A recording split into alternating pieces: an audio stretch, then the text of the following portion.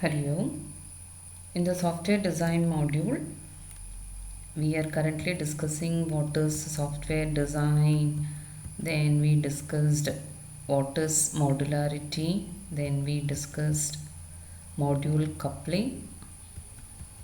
All these topics we covered in the previous video.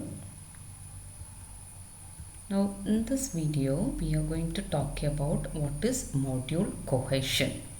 We have already seen the modularity can be measured using two values. One is coupling, the other one is cohesion.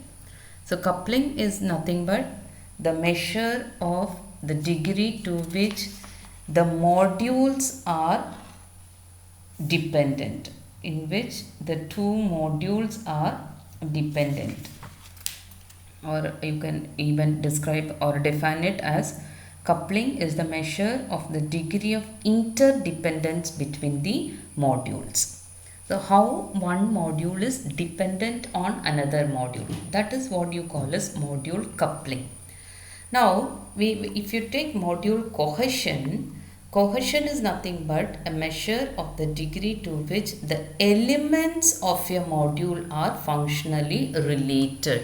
So all the values, variables, data members inside a particular module, how strongly they are related with each other, that is what you call as cohesion. So here the elements of a module is the one which must be tightly related, whereas in the case of coupling, it is between the module. So you have module 1, module 2, how one module is dependent on another module, that is coupling. So between the modules is coupling, whereas the cohesion is inside the module. That means the elements of a module must be functionally related. Okay. So here the diagram just depicts what is module strength. So here this particular figure is shown. The figure shows that how a strongly cohesive module implements functionality that is related to one feature of the solution, and it requires little or it does not require any interaction with other modules. So this is one module, this is one module. All the elements of this module are tightly related, whereas this module is not dependent on another module. So cohesion specifies the strength of relations within the modules. Strength of relations within the modules. Okay. So what we have to do here, we want to maximize the interaction within a module. Inside the module, you want to maximize the interaction. Therefore, very important design objective is you want to maximize the module cohesion and you want to minimize the module coupling. That is very, very important. So internally, the elements must be strongly interconnected, whereas modules must not be interconnected. So you call it as module cohesion and module coupling. So you need very high module cohesion and low module coupling in the software design. Okay. If you take the different types of cohesion, so as you have different types of module coupling, we also have different types of cohesion. So these are the different types of cohesion available. Let us see what are they. Okay. Again, as we have seen, these are the different cohesion, and most preferable cohesion is functional cohesion. That is the best way of having cohesion, and coincident cohesion is the worst way, or which will give you a very, very low value. Let us see what is functional cohesion. So if you have two parts in a function A and B,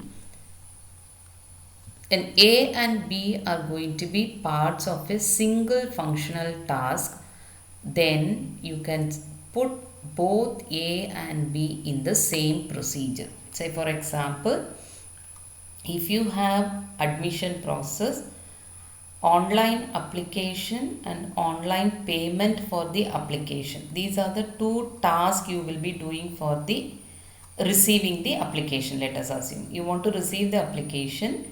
For receiving the application, you need the candidate should apply online, and the candidate should pay the application fee online.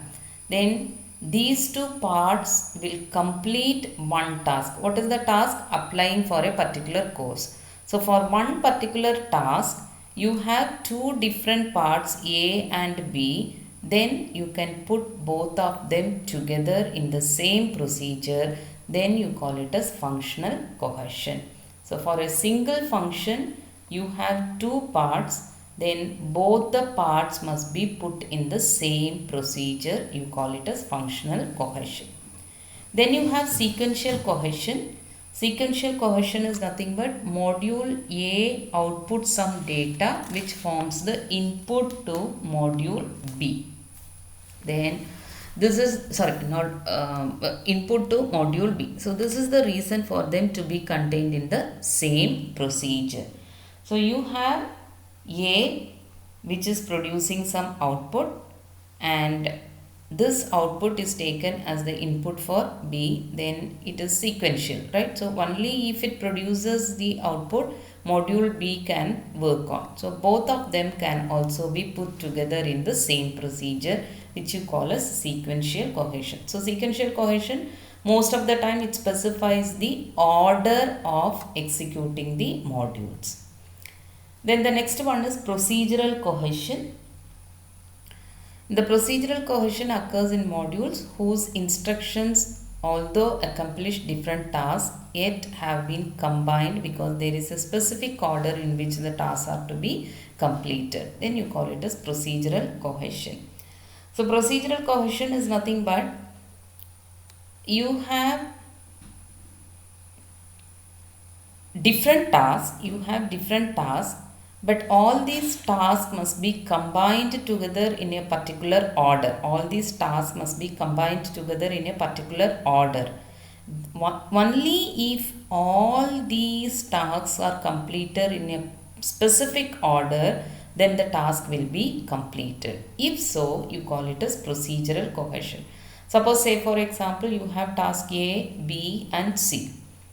If you want to complete one major task, you need task A, B and C to be completed in a particular order. Then you call it as procedural cohesion. Then the next one is called as temporal cohesion.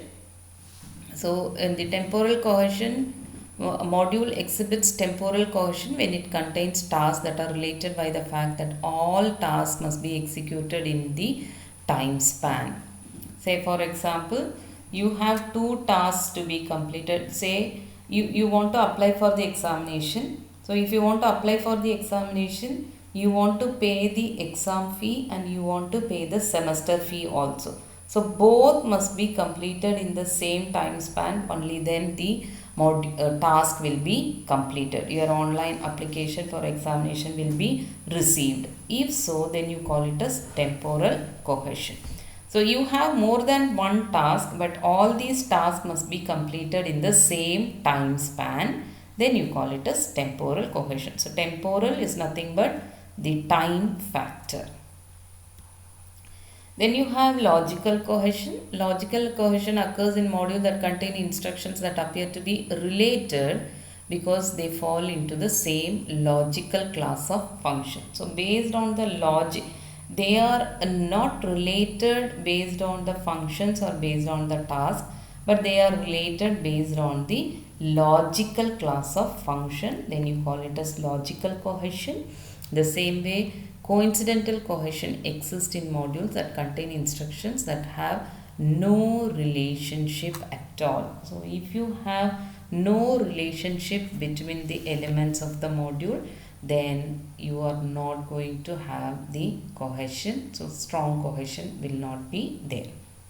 you call it as the coincident cohesion is based on the concepts. So it is generally there is no conceptual relationship. The concepts are not matching for module A and module B, then you call it as coincidental cohesion. Now apart from these cohesions, we have communicational cohesion also. Please make a note of it. Communicational cohesion, X and Y both operate on the same input data and they are contributing towards the same output data. Then this is the reason why we will be considering making them separate procedure, because they are working both X and Y or some kind of operations or tasks, but they operate on the same input data and they contribute to the same output data. So this is okay, but we might consider making them separate procedure also. Then you call it as communicational cohesion. So they work on the same input data and they are going to contribute towards the same output data, but they are independent procedures. The procedures are separate, but both of them receive same input data and they contribute towards the same output data. Say for example, you have the candidate information. You want to generate the fee report and you want to generate the admission report, right? I repeat the example. Same input, both A and B are receiving. What are the inputs? The candidate information. So the candidate information will be used for the admission procedure and it will also be used for the fee collection report. So both of them are contributing towards some output, but both are independent procedures. Then you call it as communicational cohesion, right? So these are some kind of cohesions available: functional, sequential, communicational, procedural, temporal, logical and coincident.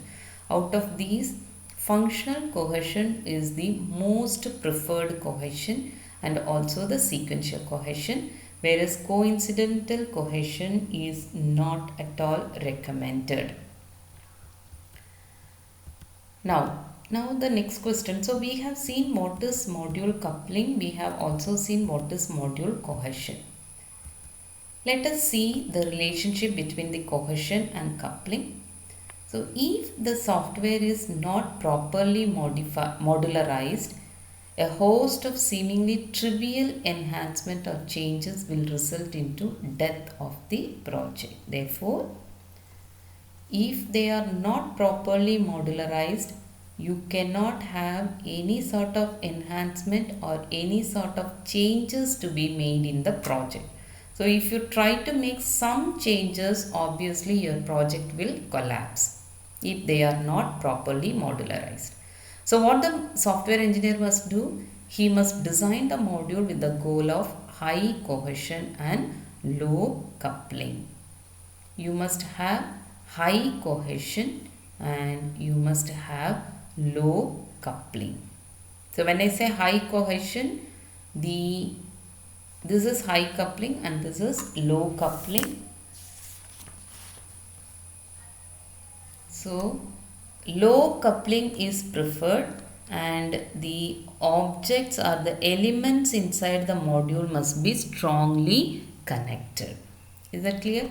So any software engineer must design the software in such a way that the modules of the software will have high cohesion and low coupling. So this is the preferred design for modularity in the software design. Okay. So with that we are completing what is modularity. So in general we have discussed what do you mean by a module and what are the desirable properties for a modular system. We have discussed what are the desirable properties for the modular system. Then we discussed what is the relationship between the cost of effort and number of modules. Then we discussed what do you mean by module coupling and the different types of coupling. Then we also talked about what is module cohesion and what are the different types of cohesion. And finally, we discussed the relationship between cohesion and coupling, where the most preferred one is the system having low coupling but high cohesion. This high coupling is not at all preferred. Low coupling and high cohesion is the preferred software designed for modularity. Thank you.